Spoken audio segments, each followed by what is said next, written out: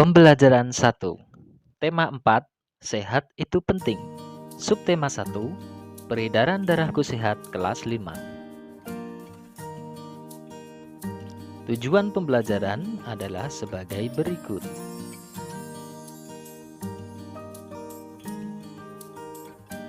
Siti anak yang rajin dan disiplin. Siti selalu berangkat ke sekolah lebih awal. Jarak rumah Siti dan sekolah tidak terlalu jauh. Siti berangkat ke sekolah naik sepeda. Naik sepeda juga merupakan kegiatan olahraga. Siti mengayuh sepedanya dengan santai. Siti hanya membutuhkan waktu 20 menit untuk sampai ke sekolah. Siti sangat peduli dengan kesehatan tubuh. Bersepeda termasuk olahraga yang mendukung kebugaran dan dapat membantu melancarkan peredaran darah. Darah sangat penting peranannya bagi manusia. Peranan darah antara lain mengalirkan oksigen ke seluruh tubuh dan mengangkut karbon dioksida dari seluruh tubuh menuju paru-paru. Dalam tubuh manusia, darah mengalir melalui organ-organ peredaran darah. Apa saja organ peredaran darah manusia? Apa fungsi organ peredaran darah manusia? Peredaran darah kecil. Mengalirnya darah di dalam tubuh disebut sistem peredaran darah. Sistem peredaran darah dalam tubuh ada dua, yaitu peredaran darah kecil dan peredaran darah besar. Sistem peredaran darah kecil yaitu darah mengalir dari bilik kanan menuju paru-paru melalui arteri pulmonalis. Dalam paru-paru terjadi pertukaran darah yang banyak mengandung karbon dioksida dengan darah yang banyak mengandung oksigen. Darah yang mengandung banyak O2 kembali ke jantung melalui vena pulmonalis. Sistem peredaran darah kecil adalah sebagai berikut. Dari bilik kanan ke arteri pulmonalis, paru-paru, vena pulmonalis, dan ke serambi kiri. Peredaran darah besar. Sistem peredaran darah besar yaitu darah yang banyak mengandung oksigen mengalir dari bilik kiri jantung ke seluruh tubuh kecuali paru-paru melalui arteri besar aorta. Selanjutnya terjadi pertukaran darah yang banyak mengandung oksigen dengan darah yang banyak mengandung karbon dioksida di seluruh tubuh. Darah yang banyak mengandung karbon dioksida kembali ke jantung melalui vena ke serambi kanan. Sistem peredaran darah besar adalah sebagai berikut.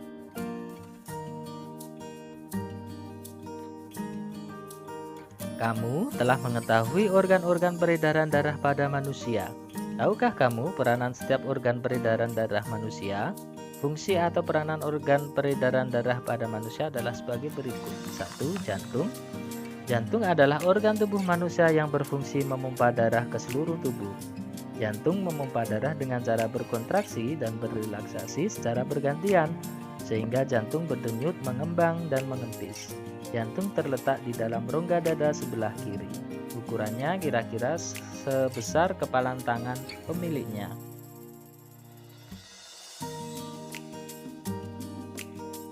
Antara bagian kanan dan kiri jantung dibatasi oleh sekat jantung yang disebut katup jantung. Katup jantung berfungsi untuk mencegah bercampurnya darah yang mengandung oksigen dengan darah yang mengandung karbon dioksida. Otot penyusun bilik jantung lebih tebal daripada otot pada serambi jantung. Hal ini disebabkan tugas bilik jantung lebih berat. Tugasnya yaitu memompa darah dari keluar jantung ke seluruh bagian tubuh. Coba kamu hitung denyut nadimu dengan langkah-langkah berikut. Tempel dan tekankan, jangan terlalu keras. 3 jarimu, telunjuk, tengah, manis pada pergelangan tangan yang lain. Temukan denyut nadimu. Hitunglah denyut nadimu selama 15 detik. Kemudian hasilnya dikalikan 4. Kecepatan denyut jantung tergantung kegiatan yang dilakukan. Ketika sedang beristirahat, jantung berdenyut kira-kira 60-80 kali setiap menit. Kecepatan denyut jantung dipengaruhi oleh usia, jenis kelamin, tingkat aktivitas, dan kondisi kesehatan. Semakin aktif tubuhmu, denyut jantungmu semakin aktif. Alat yang digunakan untuk mengukur kecepatan denyut jantung disebut elektrokardiograf. Kamu telah mengetahui organ-organ peredaran darah pada manusia. Tahukah kamu peranan setiap organ peredaran darah manusia? Fungsi atau peranan organ peredaran darah pada manusia adalah sebagai berikut. Yang kedua adalah pembuluh darah. Pembuluh darah merupakan saluran tempat mengalirnya darah dari jantung ke seluruh tubuh dan dari seluruh tubuh kembali ke jantung. Pembuluh darah terdiri dua jenis, yaitu pembuluh nadi dan pembuluh balik. Pembuluh nadi disebut arteri, pembuluh balik disebut vena. Pembuluh nadi atau arteri yaitu pembuluh yang membawa darah yang kaya akan oksigen keluar dari jantung ke seluruh tubuh. Pembuluh nadi yang besar disebut aorta. Pembuluh balik yaitu pembuluh darah yang membawa darah yang kaya akan karbon dioksida dari seluruh tubuh menuju jantung. Pembuluh nadi dan pembuluh balik bercabang-cabang. Ujung cabang pembuluh terkecil disebut pembuluh kapiler. Pembuluh kapiler sangat halus, berdinding tipis dan berpori. Dalam pembuluh kapiler ini terjadi pertukaran dua zat, yaitu antara oksigen dan karbon dioksida. Panjang seluruh pembuluh darah manusia jika dihubungkan dari satu ke ujung yang lain dapat mencapai sekitar 160.000 km. Tentunya kamu telah memperoleh informasi tentang peranan yang berbeda antara pembuluh nadi dan pembuluh balik. Coba kamu tuliskan perbedaan pembuluh nadi dan pembuluh balik pada tabel berikut ini.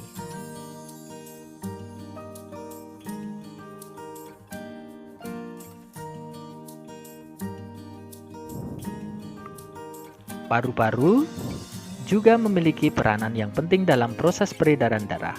Dalam proses peredaran darah, paru-paru berperan sebagai penyuplai oksigen ke dalam darah. Darah yang telah diedarkan ke seluruh tubuh tidak lagi mengandung oksigen. Akan tetapi, banyak mengandung karbon dioksida.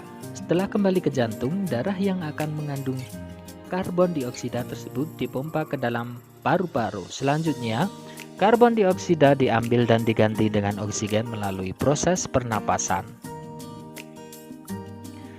Siti dan teman-temannya pagi-pagi sekali sudah sampai di sekolah. Pada jam pelajaran pertama, mereka belajar tentang peredaran darah manusia. Gambar tentang peredaran darah manusia telah mereka pahami. Mereka juga memahami cara kerja peredaran darah manusia.